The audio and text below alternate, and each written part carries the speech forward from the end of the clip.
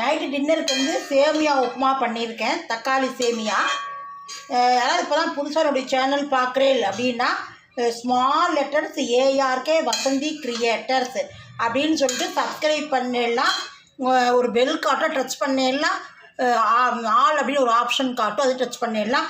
உடனே சப்ஸ்கிரைப் ஆகிடும். நான் போகிற வீடியோ போல் உங்களுக்கு உடனுக்குடனே நோட்டிஃபிகேஷன் ஆகிடும். வாங்க உள்ளே வாங்க போகலாம் வீடியோக்குள்ளே. கிச்சடி சேமியா உப்புமா எப்படி பண்ணுறதுன்னு பார்க்கலாம் வாங்க. Hi friends, welcome to A R K Vasanthi கிரியேட்டர்ஸ்லேருந்து அனந்தலட்சுமி பேசுகிறேன்.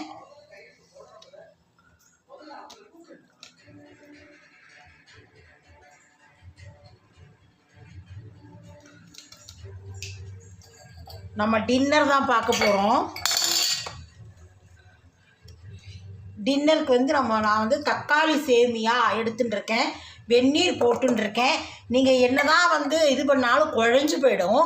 அதனால் வந்து வெந்நீர் நல்லா கொதிக்கட்டும். அதில் ஒரு 3 ஸ்பூன் வந்து எண்ணெய் விட்டுக்கலாம். 3-4 ஸ்பூனும் எண்ணெய் விட்டுட்டோம்னா ஒத்தையாக உதிராக ஆகிடும். இதில் போட்டு கொதிக்க வச்சு வடியை போட்டுணும் உடனே டக்குன்னு.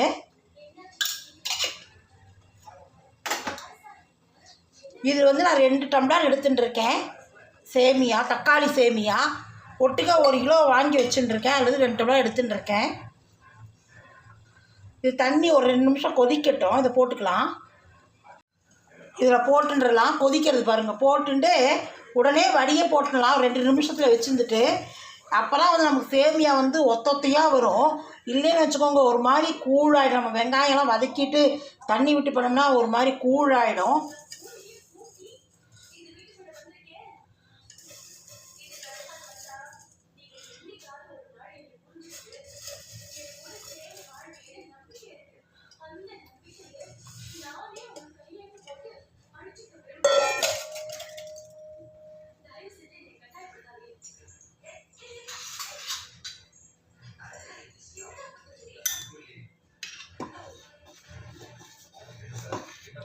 எண்ணெய் இருக்கிறதுனால ஒன்று ஒட்டாது, இல்லாட்டி ஒன்றோட ஒன்று ஒட்டிக்கும். நீங்கள் டைரெக்டாக தாளித்து போட்டு தண்ணி விட்டு பாருங்கள், எப்படி இருந்தாலும் கூழாயிடும் எவ்வளோ தண்ணி விட்டாலும். இப்போ இது வந்து நம்ம எடுத்து வடியை போட்டுடலாம். அவ்வளோதான். இதை வடியை போட்டுன்ட்டு நான் தக்காளி இது பண்ணி காட்டுறேன் சேமியா. இப்போ பாருங்கள், வடித்து வச்சுருக்கேன் தக்காளி சேமியாவை.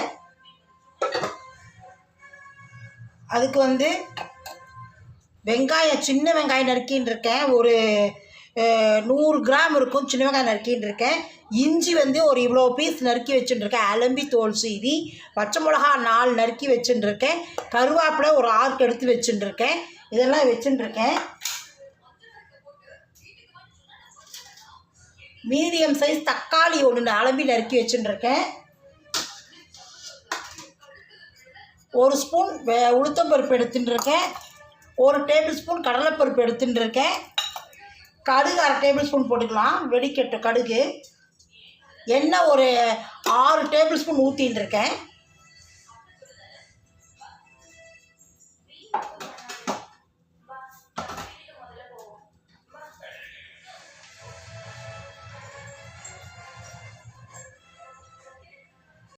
கடுகு வெடிக்கிறது.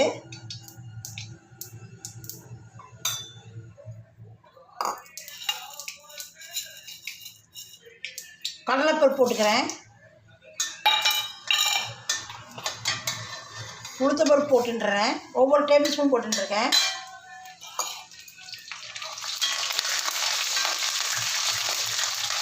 லைட்டாக செவந்தாட்டு வெங்காயம், பச்சை மிளகாய், இஞ்சி, கருவேப்பிலை நறுக்கி வச்சுட்டுருக்கேன், அதை போட்டுடுறேன்.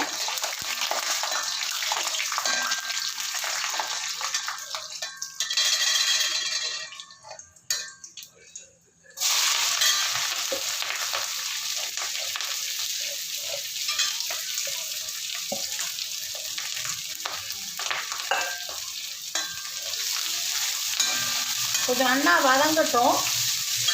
அதுக்கு உப்பு போடலை நான் சேமியாவுக்கு. இதில் கொஞ்சம் போட்டுக்கலாம், சேமியாவில் கொஞ்சம் போட்டுக்கலாம். டேபிள் சால்ட் தான் போடணும், கல் உப்பு போட்டால் அது கரையாது. கொஞ்சம் நல்லா வதங்கட்டும் கண்ணாடி மாதிரி. தக்காளி பழத்தை கொடுக்குறேன்.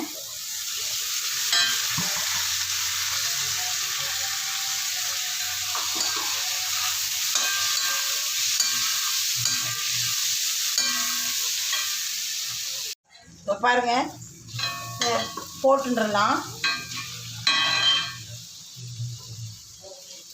இது நீங்கள் தண்ணி விட்டு தாளிச்சு கொட்டி தண்ணி விட்டு கலந்தீங்கன்னா வந்து இதாகிடும், குழன்னு ஆகிடும். இதுனா அப்படி ஒத்தையாக வரும். இப்போ உப்பு போட்டுக்கலாம், சால்ட்டு போட்டுக்கலாம். டேபிள் சால்ட் போட்டுக்கிறேன்.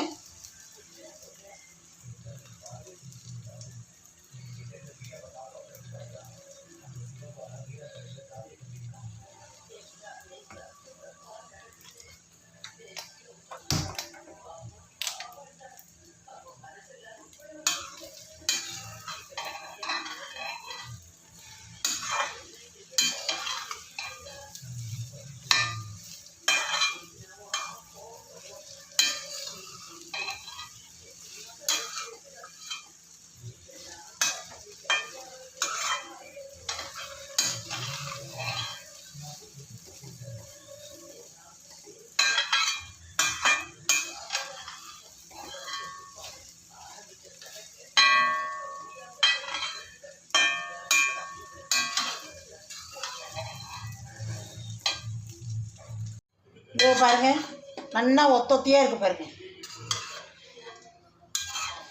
அதே நம்ம வந்து இப்படி கலரி தண்ணி விட்டுக்கலாம்னா கூழாயிடும். ஒரு 3 ஸ்பூன் 4 ஸ்பூன் எண்ணெய் விட்டுட்டு நீங்கள் அதை உப்பு போட்டுருக்கலாம். வேணா அதில் உப்பு போட்டுருக்கலாம். நான் மறந்துட்டேன், போடலை. அதனால் இப்போ போட்டுட்டேன். உப்பு பொடியை டேபிள் சால்ட் இப்போ போட்டேன். இந்த மாதிரி போட்டு நீங்கள் வடியை போட்டுன்ட்டு இந்த மாதிரி கலரிலாம் ஒத்தையாக ஆகிடும். இந்த மாதிரி இதாகவே ஆகாது. இதோ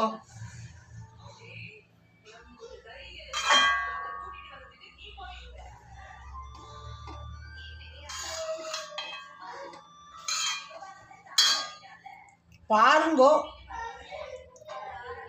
பிடிச்சிருந்தா லைக் பண்ணுங்கோ.